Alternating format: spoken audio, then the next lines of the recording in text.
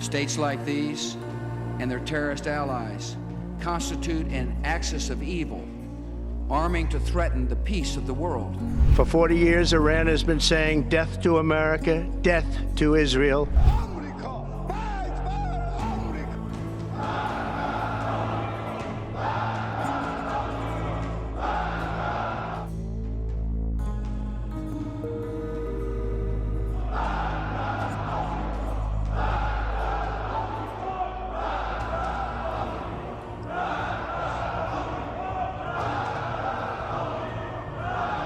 For 44 years, three words have echoed through the halls of Iran's parliament, spilled out in crowded streets, and been repeated by schoolchildren who could not even point to America on a map.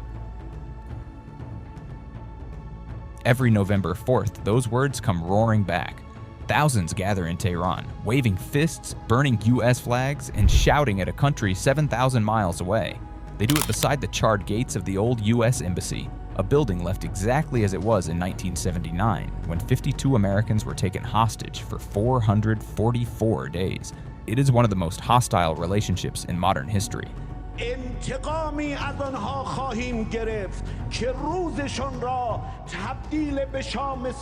But here's the thing, it did not start this way, not even close.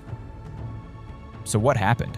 How did a country that once saw the United States as a partner, even a model for progress, come to call it the Great Satan? Was this purely about religion?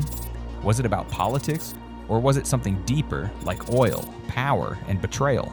To answer that, we have to go back to the 1950s and this man, Mohammad Mossadegh. He was a 70-year-old aristocrat who chain-smoked and gave speeches in pajamas. In 1951, this unlikely figure became Iran's first and only democratically elected prime minister and immediately dropped a bombshell. He nationalized Iran's oil industry, declaring that the profits from Iran's own resources should belong to Iranians, not the British-owned Anglo-Iranian oil company, what we now know as Baisi. Premier of Iran meets the press to reaffirm his government's unwillingness to arbitrate with Britain over nationalizing the Anglo-Iranian oil company. For decades, Britain's Anglo-Iranian oil company treated Iran's oil like its own. Britain took the profits, Iran got scraps, sometimes as little as 16%.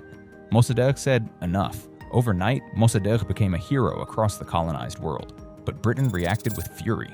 They froze Iran's assets, blockaded its ports, and organized a global boycott of Iranian oil.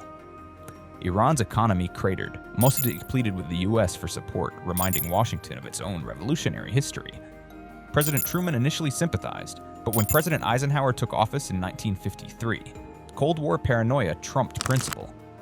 British intelligence whispered that Mossadegh was paving the way for a Soviet takeover, ignoring that he'd banned Iran's Communist Party months earlier. So the CIA and MI6 launched Operation Ajax. They flooded Tehran's streets with paid protesters.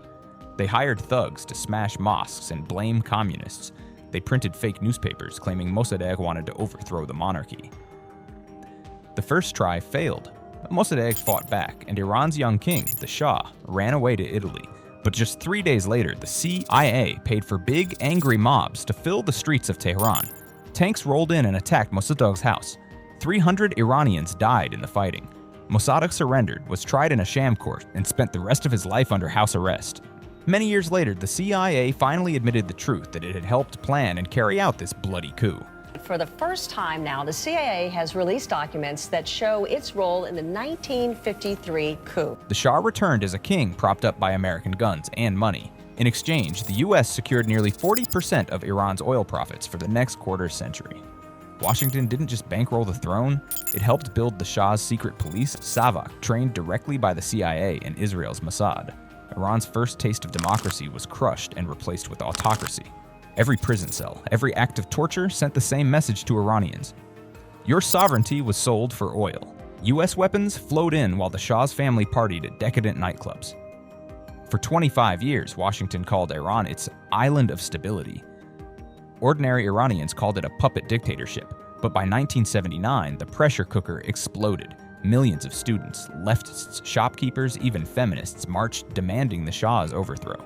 When he finally fled, the revolution might have taken a democratic turn, but then America made a catastrophic mistake. It granted the cancer-stricken Shah asylum in New York. To Iranians, it smelled like 1953 all over again, a prelude to another US-backed coup.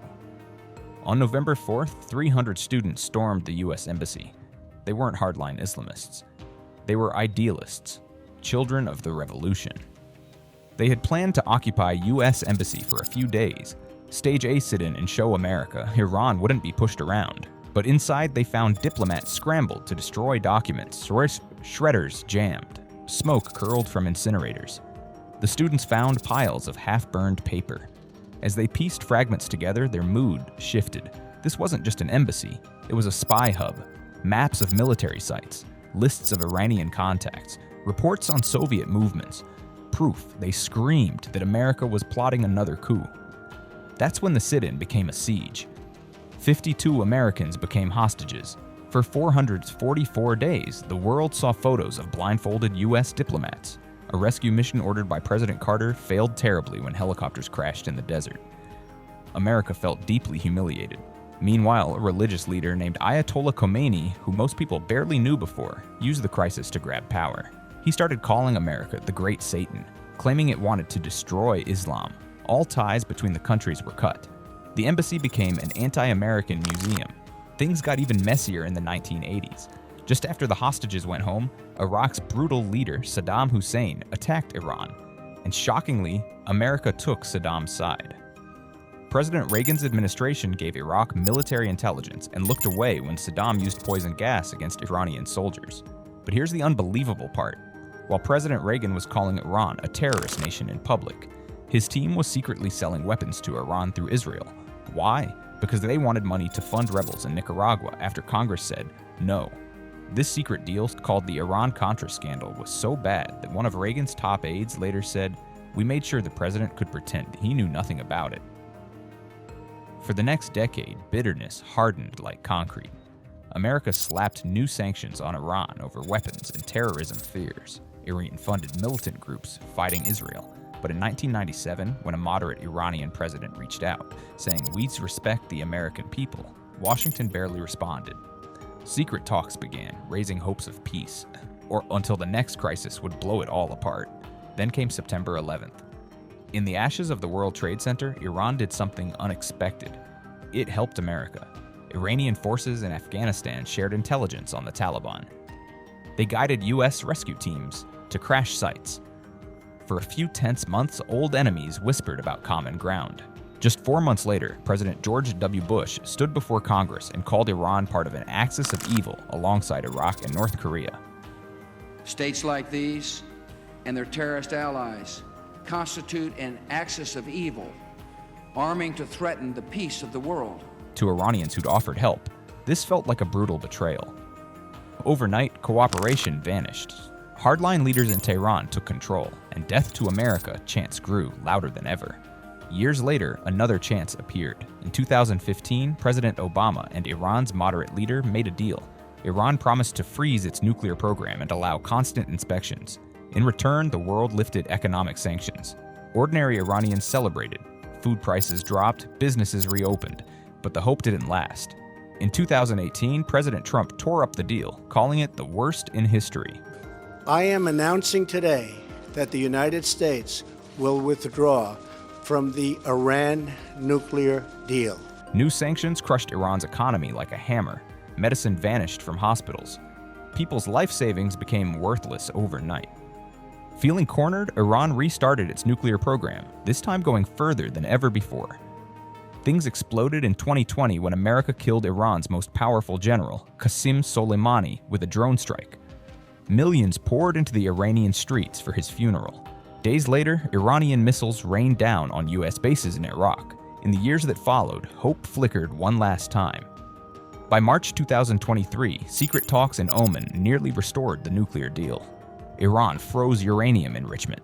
The U.S. prepared to unfreeze billions in Iranian oil funds. Families in Tehran stocked up on medicines they hadn't seen for years. But it collapsed overnight. When Hamas attacked Israel in October 2023, Iran backed its allies, Hezbollah in Lebanon, and Houthis, rebels in Yemen, to launch rockets and shut down Red Sea shipping. The U.S. retaliated with airstrikes. Sanctions slammed back down harder than ever. By 2025, Iran raced to build nuclear weapons capability, enriching uranium to 90% bomb-grade levels. When European mediators warned of red lines, Iran's supreme leader vowed, we will punch back twice as hard. And then we all watched that moment when on June 12, 2025, US bombs fell on Iranian soil for the first time since 1979. Stealth B-2 bombers dropped 14-ton bunker busters on nuclear facilities at Natanz and Fordo, burying scientists and guards under mountains of rubble. Days earlier, shadowy assassinations by Israel had already killed 7 top nuclear scientists in car bombings and drone strikes.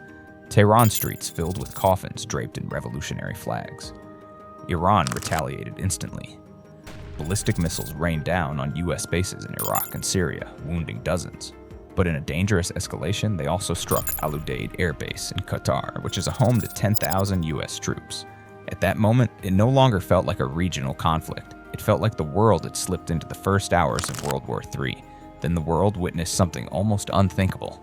While the planet braced for all-out war, Qatar stepped onto the diplomatic stage with a calm but decisive hand, pulling rival powers back from the brink. For a moment, World War III was stopped before it began.